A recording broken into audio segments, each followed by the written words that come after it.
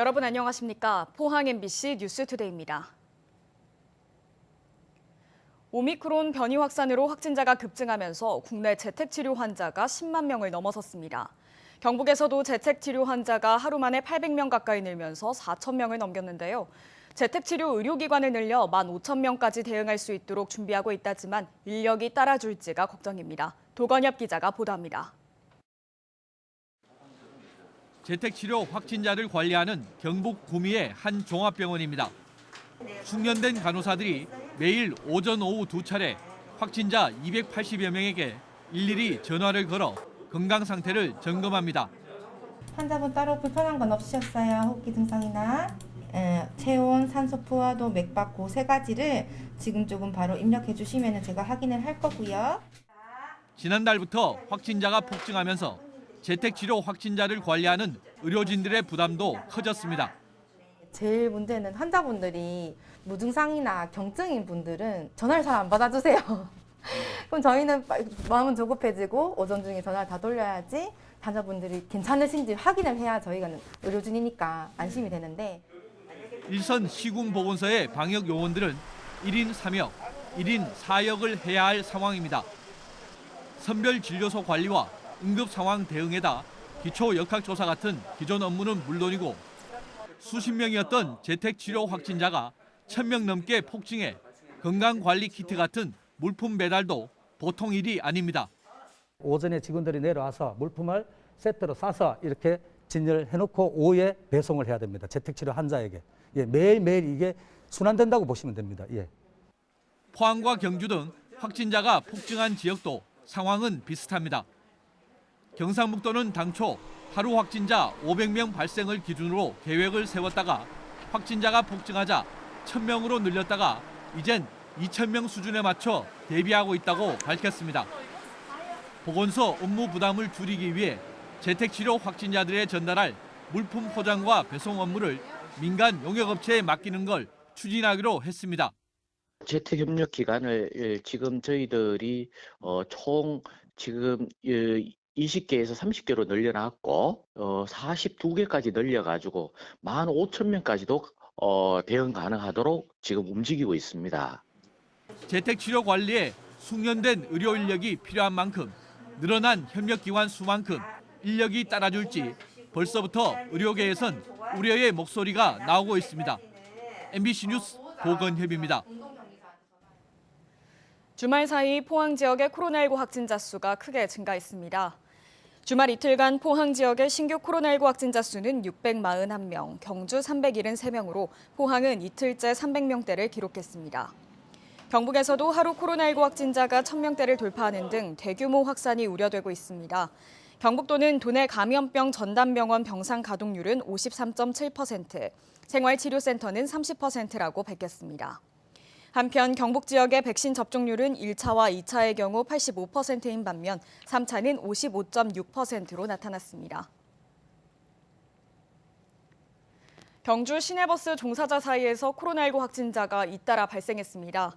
경주시는 지난 3일 시내버스 기사 4명이 코로나19 확진 판정을 받아 전 기사와 직원을 대상으로 검사를 시행한 결과 299명 가운데 38명이 확진 판정을 받아 자가격리와 치료 중이라고 밝혔습니다. 경주시는 버스 예비 인력 45명을 투입해 시내버스를 정상 운영 중이며 버스기사 개별 도시락 제공 등 방역 수칙을 강화했다고 밝혔습니다. 포항시는 북구 송남현에 공공하수 처리 시설을 신설한다고 밝혔습니다. 이에 따라 하루 최대 800톤의 하수를 처리할 수 있는 하수 처리장에 총 사업비 400억 원을 투입돼 오는 4월 착공될 계획으로 오는 2024년 12월에 준공됩니다. 포항시는 보경사 군립공원 등 인근 관광지 관광객 증가에 따라 하수 처리장 신설이 시급하다고 설명했습니다. 그제 오전 10시 47분쯤 포항시 남구 대송면 옥면리의 한 폐기물 매립장 집화장에서 불이 나 6시간여 만에 진화됐습니다. 이 불로 집화장 내부 120제곱미터가 타 소방서 추산 940만 원의 피해를 냈습니다. 소방당국은 폐기물 집화장 설비에서 불꽃이 튀어 불이 난 것으로 보고 정확한 화재 원인을 조사하고 있습니다. 한편 같은 날 오후 4시 55분쯤에는 경주시 양남면 서동리 한 야산에서 불이 나 임야 0.1헥타르를 태우고 2시간 30분 만에 진화됐습니다. 이재명 더불어민주당 대선 후보가 지난 설날 안동 방문에 맞춰 육군사관학교를 안동으로 이전하겠다는 공약을 발표했죠. 이를 두고 국민의힘 김형동 국회의원은 허언이다, 쓰다 남은 공약이다 이렇게 비난했는데요. 이에 민주당 경북도당과 지역위원회, 시민단체들이 일제히 김 의원을 규탄하고 나섰습니다. 김경철 기자입니다. 설날인 지난 1일 이재명 더불어민주당 대선 후보는 고향인 안동을 찾아 경북 지역 발전을 위한 7가지 공약을 발표했습니다. 특히 서울에 있는 육군사관학교를 안동 옛 36사단 부지로 이전하고 안동을 백신 첨단 투자지구와 백신 규제 자유특구로 지정하겠다고 약속했습니다. 석주 이상용 선생께서 초대 국무령을 지내시면서 신흥 무관학교를 만들어서 무장항쟁에 토대를 쌓았습니다. 그 뜻을 기려서 육군사관학교를 이곳 경북 안동으로 이전해서 공약 발표 직후 국민의힘 김영동 국회의원은 이재명 후보가 안동 시민에게 허언을 던졌다고 비난했습니다. 다른 데서 쓰다 남은 공약을 선물이라고 던진다며 안동 시민을 능멸하는 거라고 주장했습니다.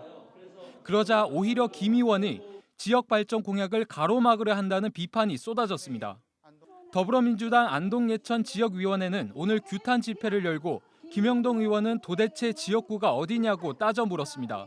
정말로 정치인이라면, 지역을 대표하는 국회의원이라면 지역 발전을 위한 공약을 자당 윤석열 후보에게 요구를 하셔야죠.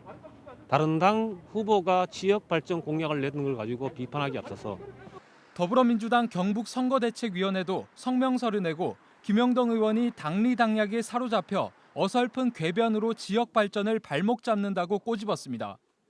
경북 지역 8개 시민단체도 집회를 열고 김 의원의 망언에 분노를 느낀다며 안동 시민에게 사과하라고 촉구했습니다. 육군사관학교 안동 이전 공약을 두고 육사 유치에 공을 들여온 충청권의 반발에 이어 안동에서도 공방이 뜨거워지고 있습니다. MBC 뉴스 김경철입니다. 군의군의 대구 편입이 무산될 상황을 맞았습니다. 법안 심사가 정식 안건으로 상정조차 되지 않았는데요. 대구 경북 통합신공항 이전과 장기 과제로 추진하는 대구 경북 행정통합 등의 차질이 불가피할 것으로 보입니다. 조재한 기자가 보도합니다. 경북 군의군을 대구로 편입하는 법률안은 국회 행정안전위원회 법안 소위에서 다룰 예정이었습니다. 법안 소위에 앞서 일부 의원들과 대구시가 편입안을 논의했지만 합의점을 찾지 못했습니다. 경북 지역구 의원들을 중심으로 한 반대에 부딪혀 안건 상정 자체가 무산되고 말았습니다. 저희가 그때 이제 공항의 중요성에 급박해서 다들 사인한 거는 맞는데 어느 정도 그런 부분에 대한 비판을 감수하더라도 좀 제대로 된 길로 가야 되지 않겠느냐. 그 삶의 윤택이 최종 목표지 대구 편입이 최종 목표는 아니지 않느냐.